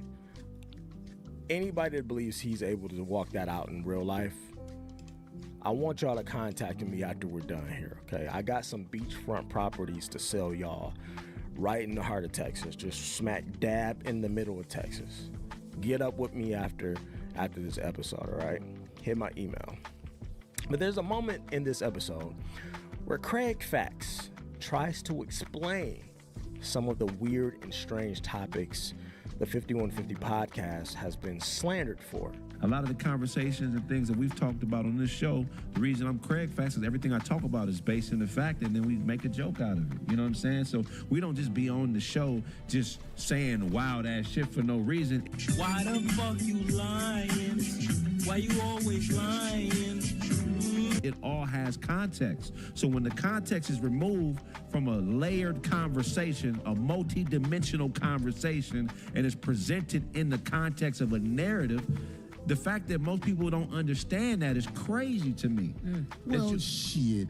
If you dealing with bots and Backdooria, how do you think the... I wasn't even planning on having that same reaction when that popped up, but that's funny. In a way where we can be productive.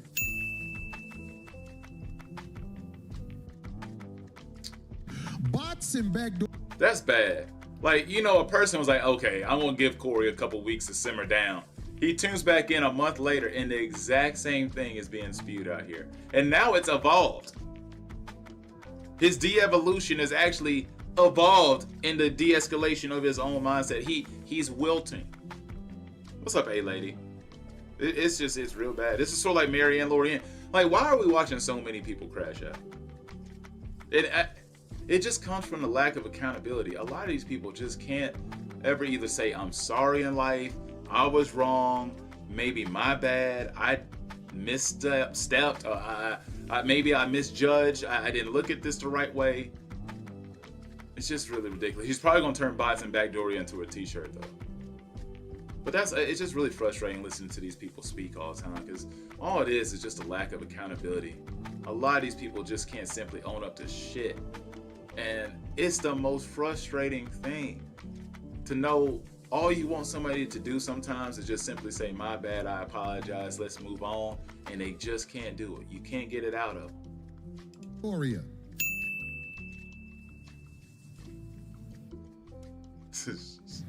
Just think about it. Right. You're talking to a man, he might be a bot. Yeah, Jonah was in there like Pinocchio and Geppetto. Yeah. You watching a video. Is that the video for real? Right. You look at what this world has been. It's not even real. Your eyes are seeing people talk that look human, but it ain't even a human being. It's a bot. Now, Craig tries to say that everyone who took Corey's pedo jokes out of the context of the full conversation in which they were said is just looking for clout, because they don't understand the multi-layered context that these jokes stemmed from, right? They can't possibly, their feeble minds, as Corey would say, can't possibly fathom it, right? And if you're not careful, right, that shit can sound smart to somebody stupid. But somebody needs to tell Craig, okay, that no matter what, no matter how many layers you hide pedo jokes under, they will always be weird and unfunny to normal niggas, okay? It doesn't matter what dimension you're taking it from or you're talking from, okay? Making jokes about a 5-year-old little girl being a whore, okay, because she wanted a bottle and was bounced on a man's lap is weird, Craig. And you just as weird for defending it, right? And of course, facts. I agree 1,000%. Craig's just over there like, yeah, man, it's y'all just don't get it. You don't get the way the mind works, the way Corey's mind be working, man. He's just working, 10 steps ahead, thinking about, if a girl's already like that when she's a kid, then she's got to be something else. When it's like, why are you thinking that? Like, I get certain times there's, appropriate moments to think ahead. This ain't one of them. Because this ain't thinking ahead. This is thinking inappropriately. This is now, you are now undressing little kids in your mind. That's what I'm thinking. Like, why are you imagining this scenario of a kid bouncing on a grown person's lap other than a kid bouncing on a grown person's lap? Were you never that kid who got to bounce on the lap of whether your mom, your dad, your auntie, uncle, whoever, whatever.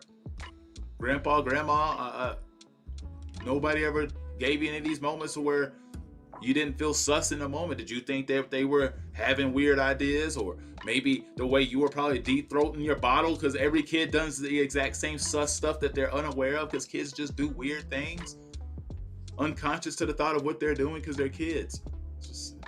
of course, like a true moron with nothing to offer to the conversation, Corey chimes in that it's bots and it's backdoor y'all. Facts and right? Bots and backdoor you.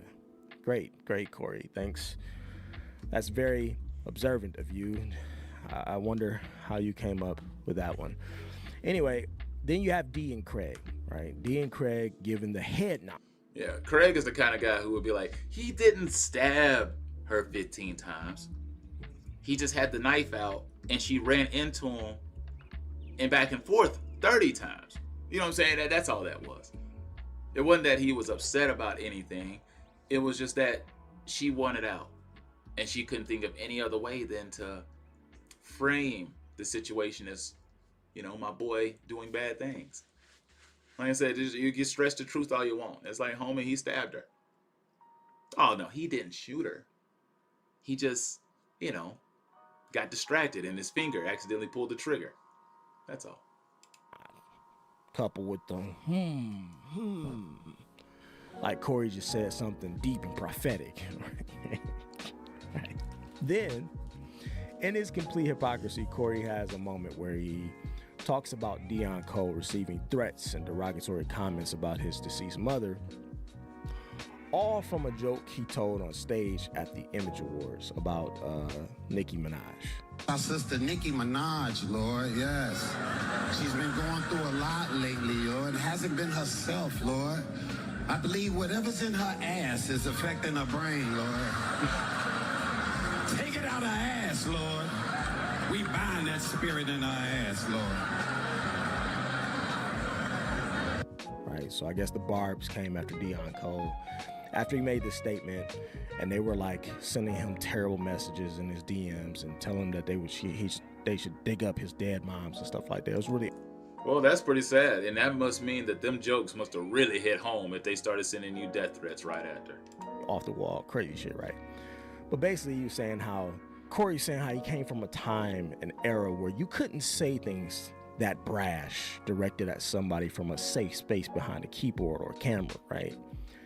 Yet Corey was the same dude that waited until after a man was miles away to make disparaging comments about his wife and his daughter.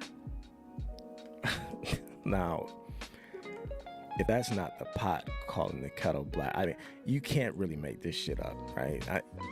Yeah, heard enough here. Thanks to Millionaire Money Minds for the video. But yeah, Corey is the same person who is Nigga Brown. That's facts. If you don't know who Nigga Brown is, we're gonna find him. Where's Arrow Talk? It might be hard to find this channel. It's not very large. Yeah, this is gonna be difficult for me to find.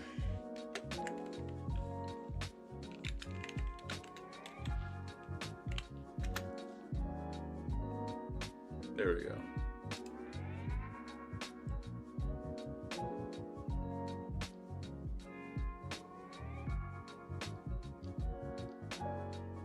realize he made all these videos. They definitely weren't popping up in my algo.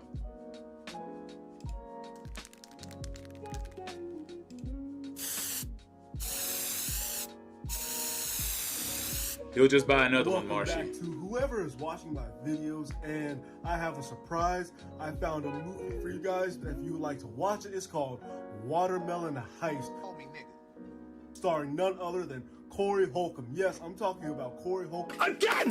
And this is possibly the first and last time that he's ever had a starring role in a comedian movie. I know it. I think Arrow got that clip from me. Like, I'm about positive. Again! Sounds about the same. He's ever had a starring role Which in cool, a I'm glad. comedian movie. Take as many as you I know can. it's a comedy movie.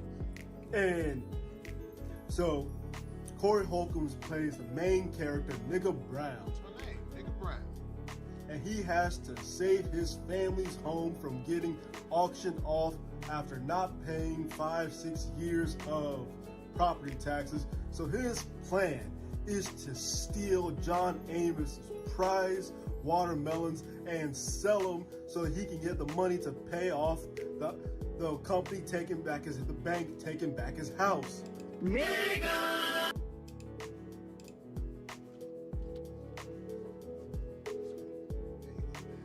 And do me a favor, man, please. Call me nigga. I can't do that. Why not? Hold on. It's against company policy, sir. To call a man by his first name? To call a man by that name. What you sorry for? Look, I'm sorry you feel like you got to be phony to me right now. Now come on, man, say the word. We'll both feel better if you call me by my name. I can't do it. I'm sorry. I just can't. Come on, man, you can say it. I will not. I cannot do this. My name is Nigga Brown. No. Nigga! Please, sir. Just for the hell of it. Come on, man, help him out, y'all. Say it. Nigga! Nigga!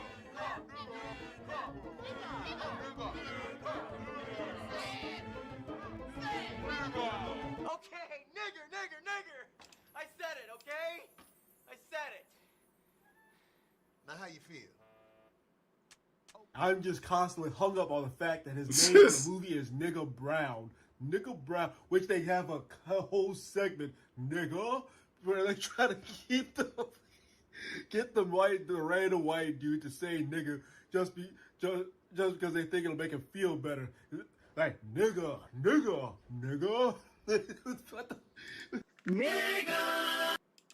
Yes, facts. And they kept going on doing it. And once again, I'll pause them in a very terrible position, but not as bad as Flacco. But still, like, one thing that I don't understand is when it's in the movie, I guess they probably never addressed the fact that he dropped a hard ER every time. Like, it's not like white people can't say the N-word without purposely dropping the ER. You know, it was like a Boondocks episode, but in movie form. Starring Corey Holcomb, who was also in Black Jesus. He was probably desperately trying to get into things like the Boondocks. You know what I'm saying? But that would have involved Backdooria, as he would say. He would have to open the door to Backdooria. You know, the cheeks were closed. They wouldn't let him into Hollywood. This and his side character on Black Jesus are essentially the legacy of Corey Holcomb. 10:30 in the evening. Now this line is for emergencies only. You got paperwork questions, you call back tomorrow, okay? I seen you around. You Billy Baker's boy, ain't you? Who's this? You don't know me. I know you though. You got a girlfriend? Well, maybe. What you wearing? I'm wearing a cowboy hat, some high heels, and a striped thong. Ooh, I like your voice. Sounds husky. Like you got a cold or something. Well, I like you too. And I'd like you even more if you could do me a little old favor. You know that old house at 23012 Hoofer Avenue? Yeah, that's the Brown's house, ain't it? That's what I heard, and I also heard it was for sale. Well, it's going to be up for auction soon. I mean, word is that the Browns ain't paid property taxes in years. Well, my auntie just gave me a big old inheritance, and I was looking to buy me a little old house. Maybe I need a handyman to come over from time to time and help. Man, what is going on? I almost forgot that I watched this already before. This is insane. I just, this was what Andrew Tate was doing, by the way. But he was actually being Corey Holcomb. Like, Corey's acting here, and this is obviously a voiceover, because Corey ain't that talented with, like, manufacturing different voices, and the voiceover is clearly not in sync. But, it is what it is when it comes to that. But this is exactly what Andrew Tate was doing. Talking dirty to guys. Getting them off. Like this white man in this office. Me fix things, But I'll tell you what, I'm very handy, and I'm good with my hands. Really?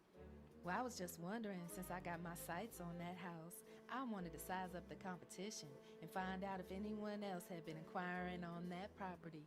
No, ma'am, I can't. And you know what? I am not authorized to tell you anything of the such. Oh, but if you did, I'd owe you one. I'd owe you one big time. This is a long scene.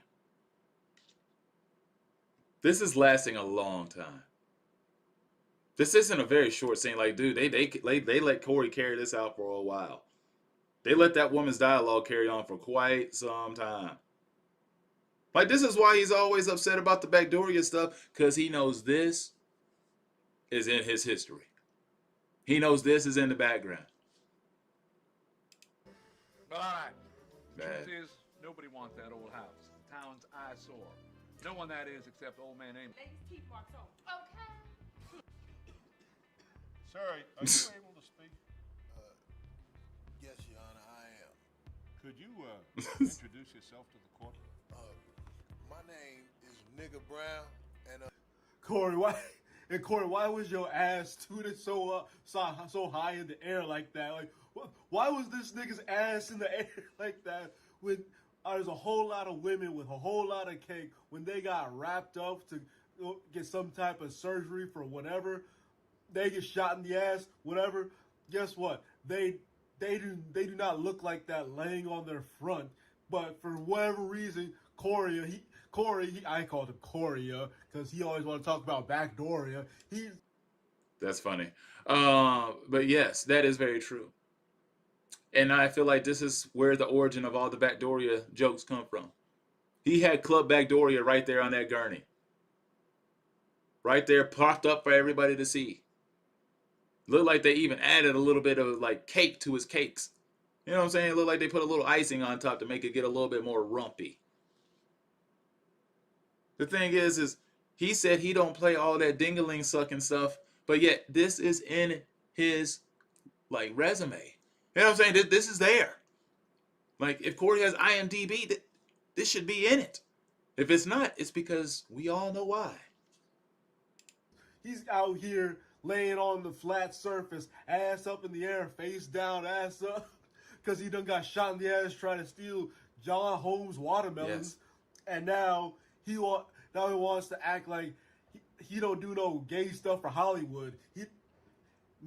Keep in mind, he was pretending to be a woman over the phone. And guess what? I know it's all acting. And bad acting at that. Blaxploitation, but still, he wants to portray this image that he is the manliest of manly men, man. When he was laying on a damn table, ass so high in the air, and then the very next scene, he's just laying flat like normal. Like, what was the point of that? Was it just within Hollywood? Also, I know what happened. What?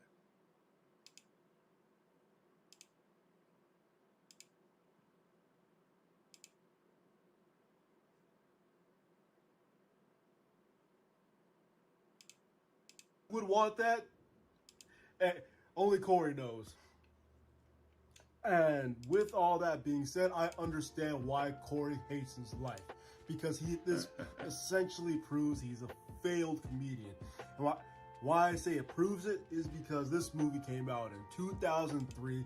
Yes, he's had other bit parts since then. He was featured in Black Jesus. Boarding stables, they have cow and horse manure. They're actually selling at $800 a ton. I don't even have $800 to my name. You know what that means? I'm literally not worth a sack of But when has he ever done anything substantial recently? When has he ever been a part of anything that was bigger than himself? In other words, anything more important than that 5150 show that he's got going on. That he's losing subscribers, by the way. His last video, his own fans are literally turning on him in the comment section. Now, this video was weeks ago that he made this, talking about fans were turning on him in the comment section. And now it's only been turned into like 10 times fold since then. It's only gotten worse. He's only getting less and less views per live stream, which I talked about on my previous live stream, but it's getting real bad for Corey. Getting real dusty over there. He's starting to see tumbleweeds over there in the chat room, and I know it's starting to get him sweating bullets. Because if he pays Darlene and Craig and them, I know that money is weak. Them checks is low. They looking like Marianne Lorientz from YouTube. You know, not coming through every couple of months. And now, shout out to the 30 people. He wants to say that we're making it famous. But for my people, listen to me. All of these videos that are being put out. I kind of like how Arrow's like semi-trolling himself in his own video. I get it though. They're about me. That's gonna be my money. You wanna make me famous? Unfortunately, you're doing evil things. That is a Freudian slip. I know he's trying to be entertaining, he's trying to be cool, he's trying to make it seem like he's trying to weather the storm. The reality is, he never really saw himself as famous. He's coping, talking about we're making him famous. Now a bunch of YouTubers making him famous. He's been nigga famous. What I gotta understand is I'm actually famous. You're more black famous. What? Since for about 20 years to over 2 decades. So these references are really good that he's actually using in this video. The references are actually pretty good because that is very true. That's what Corey is. Corey's upset that he didn't get to the Chris Rock level. Now, obviously, that was another movie, or I think that was a movie, and I can't remember which that was from. But that clip, well, maybe that was a movie. But that's very relevant to the point where Corey wanted to become Chris Rock. He wanted to actually be famous. He wanted to make it. He wanted his opportunity in Hollywood, and he didn't get it. For whatever reason. Maybe because he might have been a little weird to work around. Who knows? Maybe he made a lot of those PDF jokes around a bunch of people who weren't into that. Maybe he made that into the wrong segment of Hollywood. Because not every pocket of Hollywood is out there smashing children. Now he must have missed the boat and walked into the wrong room with the wrong jokes. And that's probably why he didn't get to continue. But that's ultimately why he's so jaded. I really feel like Corey's jaded at Hollywood because he didn't get to join the club. Probably because he heard about the whole little kid Backdoria and he wanted to participate. He probably wanted to have a visit to Epstein's Island and didn't get a chance to. So he should know it. He was out there desperate like Elon Musk. Out there probably begging to get his way in and they were just like, yeah, we're good. Please don't invite Elon. Don't invite Corey. Did Corey has to come? No, we good. Like we're weird, but there's levels to our weird that we're willing to just say, no mas. Fame is like. You don't need us to make him famous. Now, according to other sources, Corey Holcomb has had numerous opportunities to essentially make himself stand out more, make himself a better name, a household name, a franchise player, whatever you want to use to add on. But the problem that Corey has is it kind of makes sense why he leans into the dirty old man routine. And speaking of dirty old man, yes, I definitely agree that red jacket is probably funky as hell. Dirty old man is what it probably smells like. Smells like he probably hasn't worn deodorant in a long time underneath that leather. Sort of like when you pick up that blanket that's probably been slept in too many different times and you're like, yeah, I should have washed it already. That's what it is with his jacket. It's one of those things that's been lingering around too long and you're like, you know what, we probably should do something about this, but I haven't. Darlene's probably smelt it. She just doesn't say anything because she's used to it. It's so like working around that coworker who always smells like shit. Like you're pretty sick and tired of it, but you are kind of used to it after about a month or two. Like you done probably told HR already, and you realize since they're not going to do anything about it, I guess I might as well just toughen up. You just start showing up to work with mask on, and people ask you why you were doing that, and you just make up lies saying that, you know, I got some autoimmune disorder now. He's pretty much, for the most part, playing himself. I understand why you feel the way you feel, because Master taught you the way he taught you. But if you ever leave out the United States of America, you will find out. Like Corey, it strikes me as the guy, like his clothes smell like him instead of smelling like the clothes. Like his clothes would be better off if he didn't have cologne mixed in with his funk. You know what I'm saying? Like if he was just clean and you could just smell the leather or just smell whatever the material was made out of. But instead you probably just smell funk mixed in with cologne. So like those people who overcompensate with the cheap ass shit that you can get from TJ Maxx with funk. And it's not a good mix. Bitches is fair game at all these ages. What motherfuckers is talking about right now? A bitch that's been on this earth 15, 16 years is ready to is fuck. dick ready. We're not saying it's okay. It's like, I'm not saying it's A terrible father. Yeah, I know a lot of people don't really like to brag on people's dads, but he's a deadbeat and a perv. And in Corey Holcomb's one of Corey Holcomb's last videos, he tried to say that a pedophile, a PDF person, is a person who likes to sexually abuse children. No, the dictionary definition of pedophile is someone who is sexually attracted to children. You can go your entire life being sexually attracted to children and never have sex with them. I right now am sexually attracted to Angel Fernandez. I don't think I'll ever have sex with her. It is what it is. And a special shout out to Holcomb, the YouTube channel, who absolutely hates Corey Holcomb so much he's willing to watch every single episode of 5150, collect all those crazy clips that he has with all that hate he's got running through his veins, and make the compilations that Hey, it's only almost 4 a.m. here. And that's right, Jill needs to slap this guy a little bit more. Not Arrow, but Corey. every YouTuber has been using to talk about the Corey Holcomb situation. Without you, man, or woman, whoever you may be, these YouTubers, maybe such as myself, we wouldn't have any ammo to really go after him, because it's really all in other people like you to put the information together for us to make it that much easier. Shout out to Arrow Talk for that video. First of all, that is absolutely hilarious, Dimensional. Like that is Anthony, that is too funny. Knew a coworker that smelled like burnt steak. Didn't know how a person generates a smell like that. I don't know either. Like some of the funks that people be smelling, like I don't understand what you have done to turn yourself into that.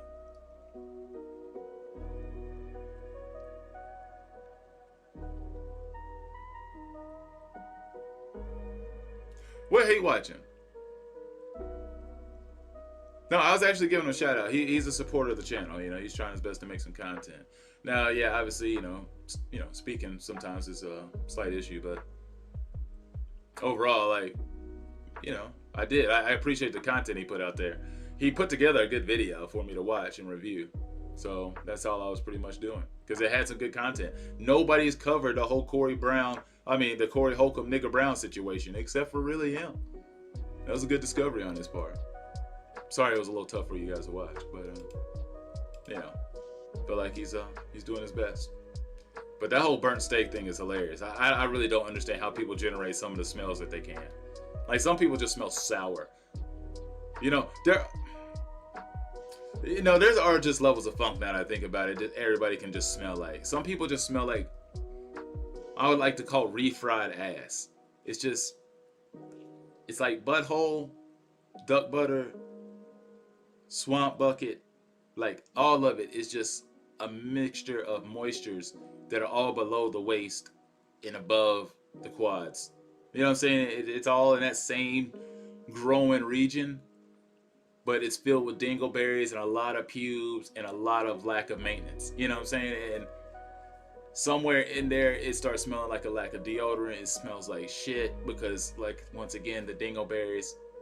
And then it somehow projects upward through their clothes, and these people don't wash their clothes, and their clothes get a little, like, funky.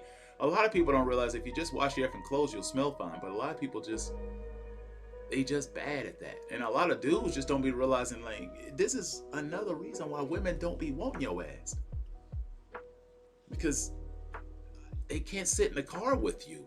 You know, if you don't start picking up the signs where, you know, you're riding with a chick and they're letting down the window and it's 38 degrees outside. Like, if they're letting down the window and it's that cold, it's because probably something going on. And you're not smoking. You're probably a little funky, homie. Well, this stream is about to hit 2 hours, and I've been on here way longer than I expected. So I'm probably going to schedule another stream another time where some more people will definitely be tuning in. But shout out to the people who showed up, and thank you so much for being here. Hope you all have a wonderful rest of the day. I'm probably not going to bed anytime soon. I'll probably get to working on some more videos after I play some Resident Evil 9. So, yeah, thank you, Marsha. I thought he did a good job, too. Yes, and they are relatively cheap. But anyway, I'm getting up off of here. Y'all have a great day, and I'll have more videos posted soon. Peace.